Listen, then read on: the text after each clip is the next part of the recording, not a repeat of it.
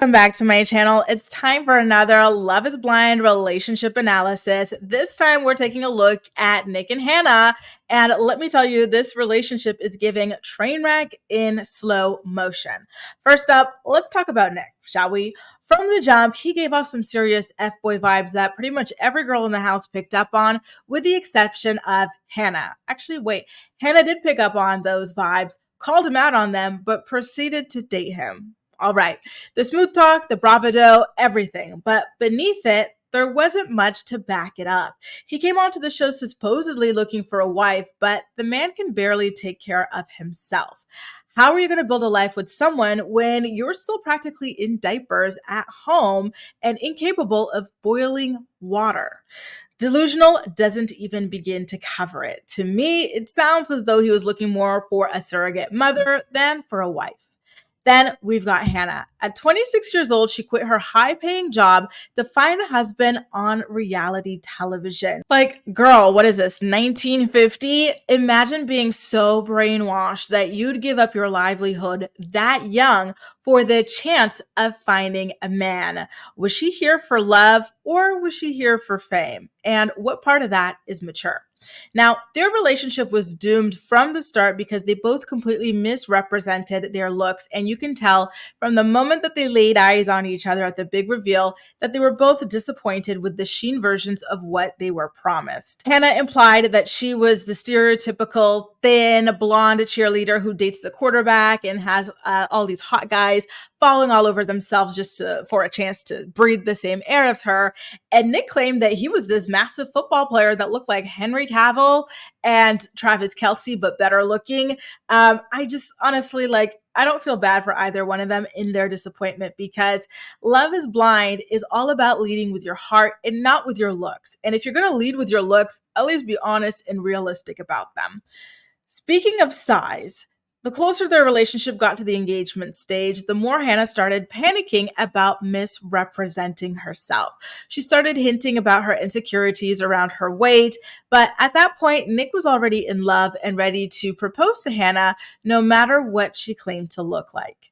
I guess he truly was delusional about his own appearance because he didn't seize the opportunity to fess up to the fact that he looks nothing like Henry Cavill or Travis Kelce. Hannah was so visibly uncomfortable during the reveal that she leaned away from him their entire conversation, and I knew instantly that their relationship was never going to work. But I had no clue she would tear Nick down at every opportunity in the process. We watched as the light in Nick's eyes dimmed with each passing episode as Hannah relentlessly criticized, insulted, and degraded him. It started on the first day of their honeymoon when fun-loving Nick asked her to race on the beach using the, swans or ducks or whatever, and she told him she would get the ick if he did it. And things continued to get weird as Nick, who up until this point was turning off all the ladies with all of the sexual innuendos that he was using in the pods, suddenly asks his fiancée Hannah if they can keep their intimate life private for the sake of the personal brand that he's got back home. What brand, Nick? The brand of not admitting you're with a woman who isn't your usual type. And then on top of that, it was also strange of him to ask Hannah if she would ever get plastic surgery on her face if he could afford it for her. If a man asked me that, I would be on the floor crying, to be honest with you. That felt like a weird dig. Then later on in that honeymoon, Nick reveals to the guys that Hannah left a list of 10 things she hates about him out in the open on her nightstand as if she wanted him to see it. They had just met at that point and were supposedly madly in love, like they just got engaged. And she's already here making a list of 10 things she hates about this man. To me, those lists are typically lists that you come up with when you've been put through the ringer, you've been in a relationship for a long time, and you are now weighing the pros and cons on whether to leave or stay. So that was just another thing that didn't bode well for the future of their relationship. Anyway, they go over the list together, and the bullet point that bothers Nick the most is the one in which Hannah calls him delusional. He asks her what she means by that, and then snickers in her face, saying that he's not the only one who's delusional, before walking away, which was just so shady. And it was kind of one of those, I know you know that I know you lied. and I believe it was about his appearance. To be honest with you, I think that he was taking a dig at her for overselling herself, and there was just so much resentment in this relationship already at this point, and it had like they just met each other, right? Now, personally, this is where I think Hannah's villain origin story began. She realized that Nick wasn't all that attracted to her either, and decided that she was going to be the one doing the rejecting to avoid the humiliation of being played on TV. As the episodes progress, we see her express normal frustrations with Nick that I 100% agree with. But then she also quickly begins to, in my opinion, emotionally abuse him. At first, the critiques centered on Nick's inability to do things around the house without being told to, but then they devolved into personal attacks that were wholly inappropriate, such as claims of having raised Nick and turned him from a boy into a man within the span of a few weeks, taunts of being more mature than him, claims of teaching him everything he knows, claims that he didn't deserve respect because he didn't contribute equally to the relationship. Like, it was painful, quite literally painful to witness some of these confrontations and seeing Nick shut down so heavily. Granted, Nick had no business signing up for this show. Living at his parents' house is fine and all, especially in this economy, but the fact that he is so babied over there that he's incapable of doing quite literally anything, any adult task, it's just, I don't, like, for example, he doesn't know how to cook. He doesn't know how to pay car insurance, or he doesn't pay his car insurance. He doesn't understand how to invest money. He doesn't clean on his own accord. He only does a couple things for his cat. He doesn't even feed it. His dad wakes up and feeds it. Like, it's rather shameful to be at that state than talking about, I need to find me a wife. Well, find yourself adulthood first, before you go looking for a wife. But I digress. When a man that incompetent signs up for a show looking for a wife, it comes across as though he is more so looking for a free maid, chef, and accountant that he can sleep with while offering pretty much nothing in return. Sure, he's a nice enough guy, but there are many nice guys who are also successful as well, self-sufficient, and ready to be contributing partners in an adult relationship. Something I found rather odd about Hannah is that she knew that Nick still lived at home when she got engaged to him and fell in love with him in the pods, but when she actually went to his parents' home and everything like that to see how he was living, she couldn't stop making fun of him for still living with them, which just felt like unnecessarily cruel. Then they move in together in their own personal apartment provided by the show, and she sits him down to talk about their finances, and Nick is completely lost. He looked like a fish out of water when she was talking about, index funds and stuff like that and investments. And then she notices and she's like, it doesn't seem like you understand any of this. He's like, okay, well, I could teach you about sports. You don't know anything about sports. She's like, money, sports, and I kind of felt embarrassed for him in that moment, because how ridiculous is it to use that as a clapback when watching sports doesn't make you any more financially successful or anything like that. It doesn't actually add anything tangibly to your life, whereas investing your money does, Hannah truly meant business in that moment, and I loved it for her, to be honest with you. And I did believe in that moment that, like, she was a lot more mature than Nick. And then there was a moment where her brother was supposed to come over to the apartment, and Nick had bragged in the pods about how, like, he knows how to cook a mean pasta. And so Hannah's like, all right, cook my brother your pasta. And so she's doing some other stuff, and she's expecting for this grown man pushing 30 to get to work and make that pasta. And he's panicking, looking in the fridge for pasta, which is typically found in the cupboard.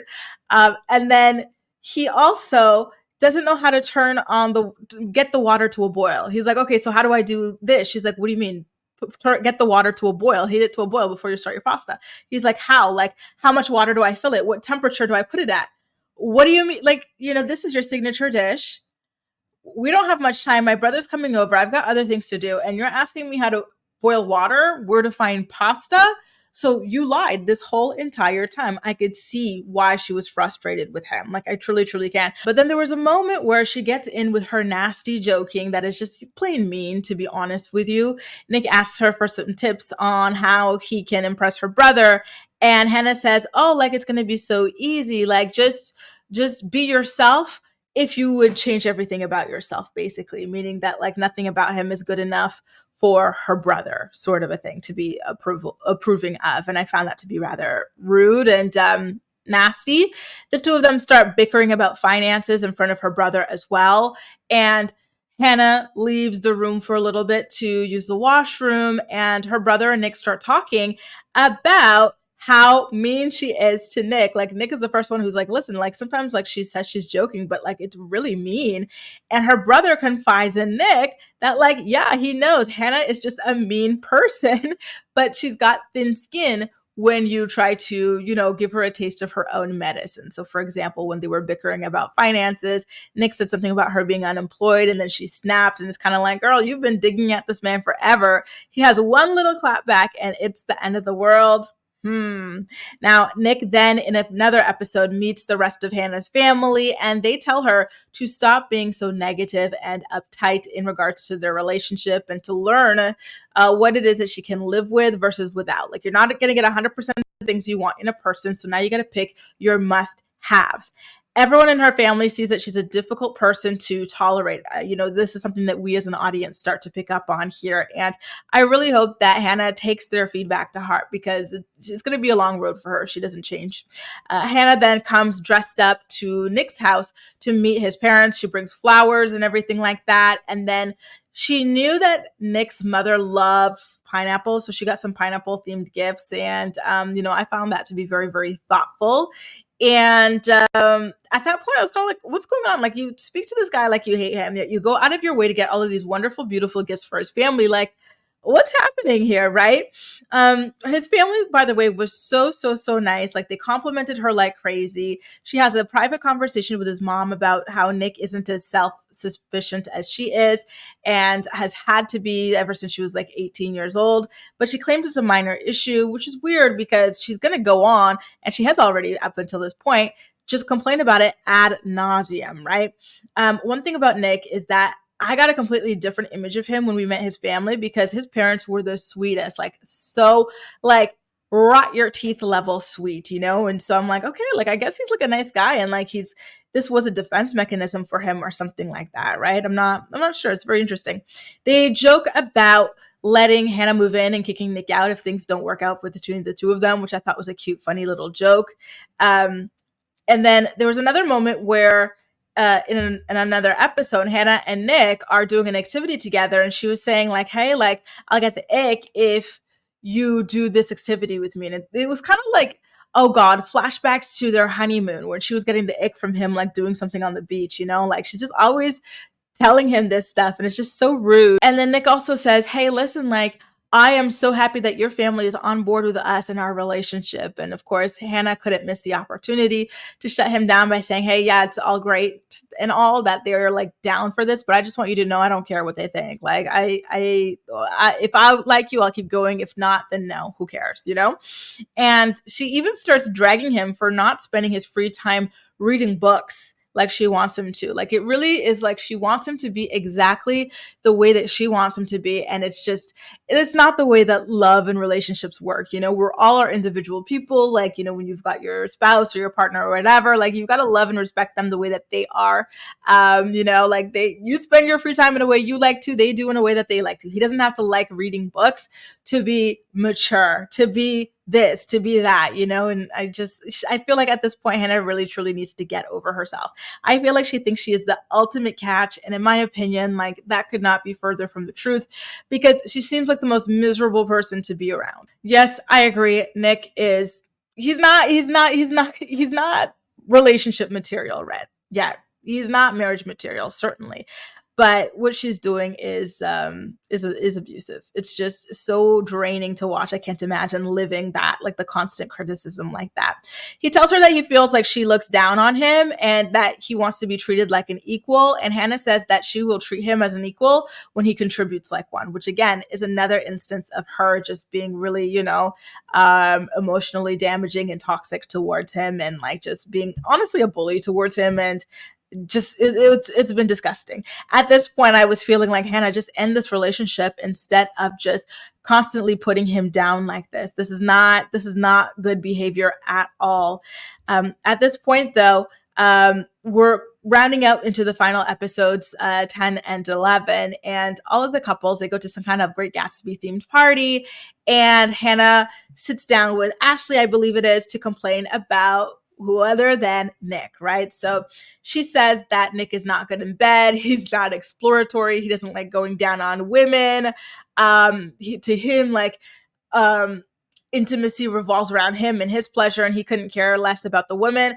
And listen, at this point, I'm like, girl, I would hate his guts too. You know, he has the nerve to not contribute anything, like as a full adult, to the relationship. Then, like, even like in bed, he's like useless. Like, come on now, pick a damn struggle. Can't boil water, can't eat coochie or lay pipe. Like, okay, I see why the girl's frustrated at this point, you know? But again, she should have just ended it instead of taking things to this level. Then, as things wind down in another episode, Hannah introduces Nick to her friends, and we find out that he might not be ready to say yes and is afraid of losing her if he says no at the altar. Basically, he feels like she's asking for a lot, you know, and he's been trying to like do his best to live up to these expectations, but they are some really lofty expectations.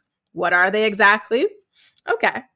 She wants him to walk the dog, clean up around the house, not flirt with other women. And he is just like, you know, I really need more time to be able to live up to this. And so her friends call him out and everything like that. And I found it to be so hilarious.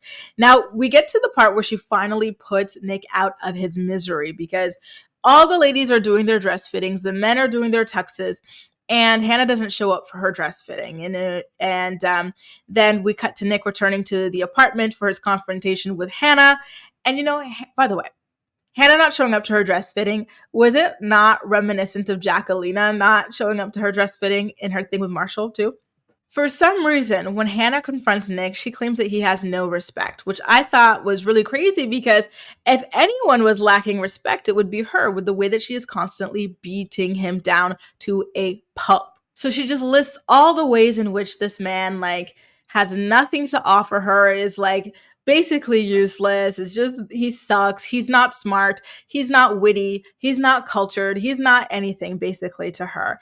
And it was really sad to watch her emotionally destroy him. He has completely lost the light behind his eyes at this point. And it was especially sad to, you know, to hear him talk about how he had been trying his very best to like improve, to, you know, hopefully become good enough for her. And it's just like, wow, like you shouldn't really feel that way in a relationship, you know, like it should be different. Yeah, you should always be striving to improve, but like not because you feel like you're so beneath someone, you know, like that was really, really painful.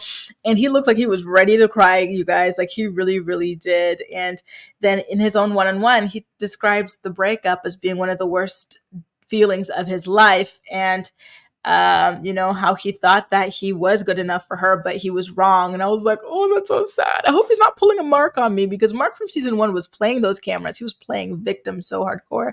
But that's basically how it all ends up there, you guys. You know, I feel like Hannah, again, this might have been just like some really like insane defense mechanism when she realized that Nick was not attracted to her either. And she didn't want, you know, to be played on TV. So she decided that she would be the asshole basically. And I think it backfired on her because this was just not a good look for her at all. I don't want it to seem like, you know, she's completely unreasonable in her concerns with Nick. In fact, I share her concerns with Nick that the man, he has no business looking for a wife. He needs to grow up first, right? It's just, it's the way in which she approached this that was just really, really unfair and really, really harmful. Anyway, you guys, let me know what you thought about my analysis of this couple in the comment section down below. And as usual, we will chat. That's all for now. Thank you so much for watching, and I'll see you next time. Bye.